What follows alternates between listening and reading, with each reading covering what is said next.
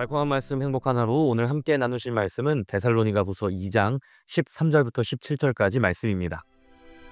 주께서 사랑하시는 형제들아, 우리가 항상 너희에 관하여 마땅히 하나님께 감사할 것은 하나님이 처음부터 너희를 택하사 성령의 거룩하게 하심과 진리를 믿음으로 구원을 받게 하심이니, 이를 위하여 우리의 복음으로 너희를 부르사 우리 주 예수 그리스도의 영광을 얻게 하려 하심이니라.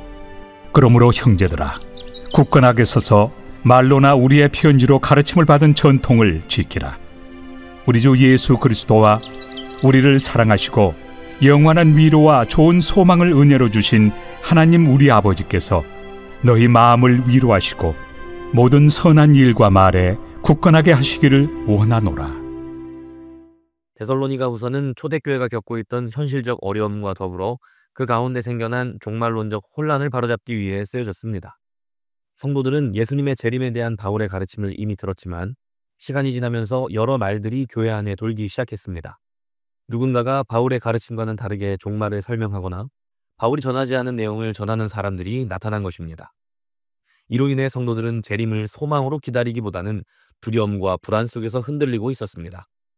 바울은 이러한 상황을 매우 심각하게 바라보며 성도들이 처음에 들었던 사도적 가르침으로 다시 돌아오도록 권면합니다. 오늘 본문이 바로 그 핵심 메시지를 담고 있습니다.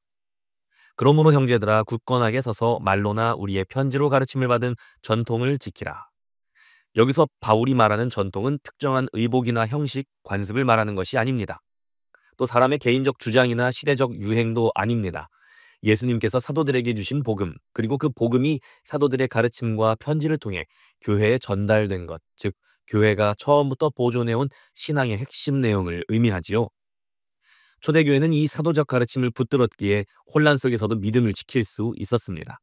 그리고 오늘 우리도 동일한 가르침 위에 서 있기 위해서는 그 전승을 바르게 배우고 이어가야 합니다. 그렇다면 우리는 이 전통을 어떻게 배우고 지켜갈 수 있을까요? 바울은 개인의 영적 체험이나 확인되지 않은 가르침에 의존하라고 하지 않았습니다.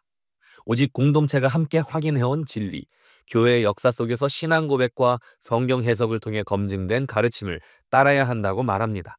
오늘날로 말하면 우리는 전 세계 교회가 공유해온 정통 신앙 고백과 그 고백을 바탕으로 세워진 건전한 신학 정통 안에서 신앙을 배우는 것이 가장 안전한 길이라는 것입니다. 또한 이러한 전통을 깊이 이해하고 전달하도록 공동체의 인정을 받아 공부한 목회자와 교사들을 통해 성도들은 신앙을 배우고 자라가게 됩니다. 이는 특정 개인이나 제도의 권위를 부여하기 위한 것이 아니라 교회의 가르침이 사도들로부터 이어진 복음의 연속성 안에서 흔들림 없이 전해지도록 하기 위한 하나님의 지혜입니다. 이러한 이유로 바울은 오늘 본문에서 말합니다. 굳게 서서 전통을 지키라.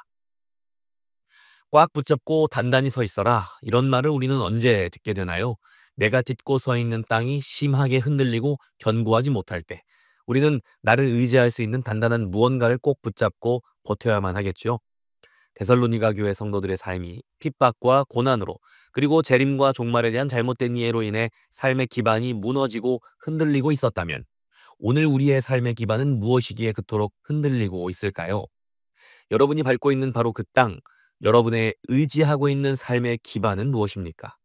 가정의 평화, 자녀의 입시나 취업, 혹은 결혼 문제, 사업의 흥망성쇠, 직장에서 입지, 사람들과의 관계, 부동산이나 주식, 사람들에게 인정받는 것 등 저마다 다양한 기반을 밟고 서 있을 것입니다. 우리는 그것이 흔들리고 무너질 때 우리 인생이 함께 무너지는 것처럼 두려워집니다. 그럴 때 우리도 오늘 말씀처럼 굳게 서서 붙들어야 합니다. 그래야 내가 딛고 있던 땅과 함께 무너지지 않을 수 있겠죠.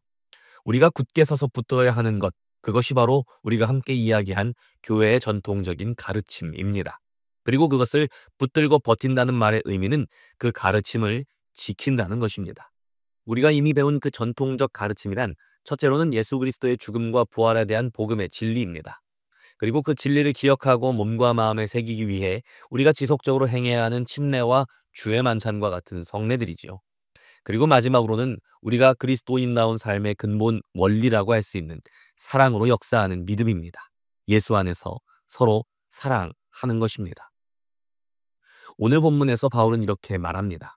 주께서 사랑하시는 형제들아, 우리가 항상 너희에 관하여 마땅히 하나님께 감사할 것은 하나님이 처음부터 너희를 택하사 성령의 거룩하게 하심과 진리를 믿음으로 구원을 받게 하심이니 이를 위하여 우리의 복음으로 너희를 부르사 우리 주 예수 그리스도의 영광을 얻게 하려 하심이니라.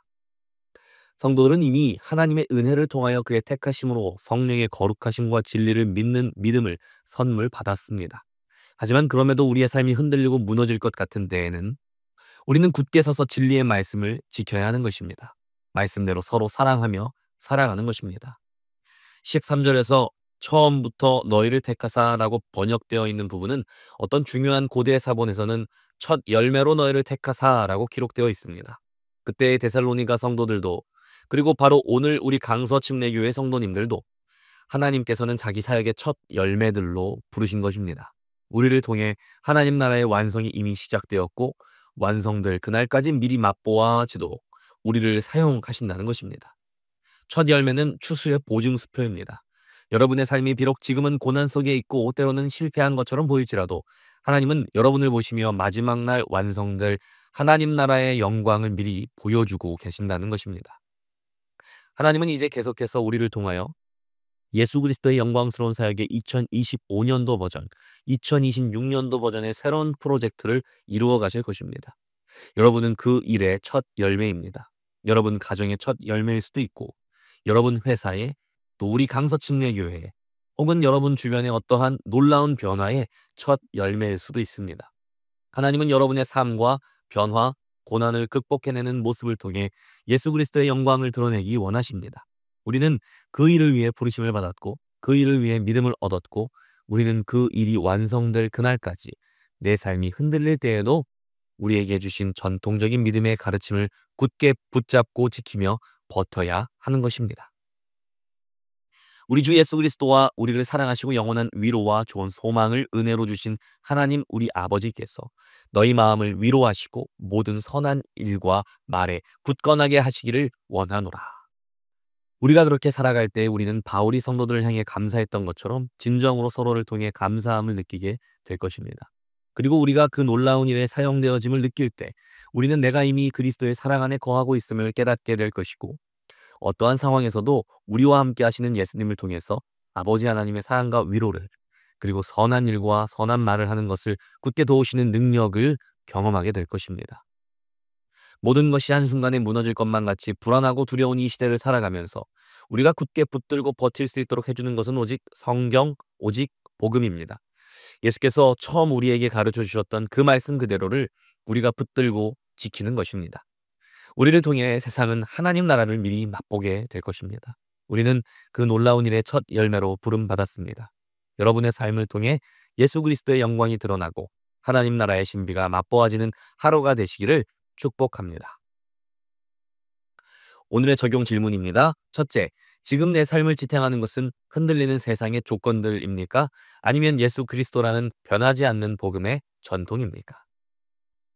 두 번째, 그리스도의 영광을 위해 하나님이 나를 첫 열매로 부르셨습니다. 고난과 흔들림 속에서도 내가 예수님의 영광을 보여주어야 할 삶의 자리는 어디입니까? 세 번째, 예수님께서 주시는 영원한 위로가 내 안에 가득 찰 때 그 힘으로 오늘 내가 해야 할 선한 말과 선한 일은 무엇이 있을까요? 끝으로 이렇게 기도하겠습니다. 주님, 제 세상은 흔들리고 있습니다. 의지하던 것들이 요동칠 때마다 두려움에 떨며 영원하지 않은 것들을 붙잡으려 했던 저의 어리석음을 용서하여 주시옵소서. 다시 오늘 우리에게 주신 예수 그리스도의 십자가와 부활의 복음 위에 다시 한번 굳게 서기를 소망합니다. 세상의 풍조가 아닌 오직 검증된 진리의 말씀만이 나의 삶의 유일한 닻이 되게 하옵소서. 아멘.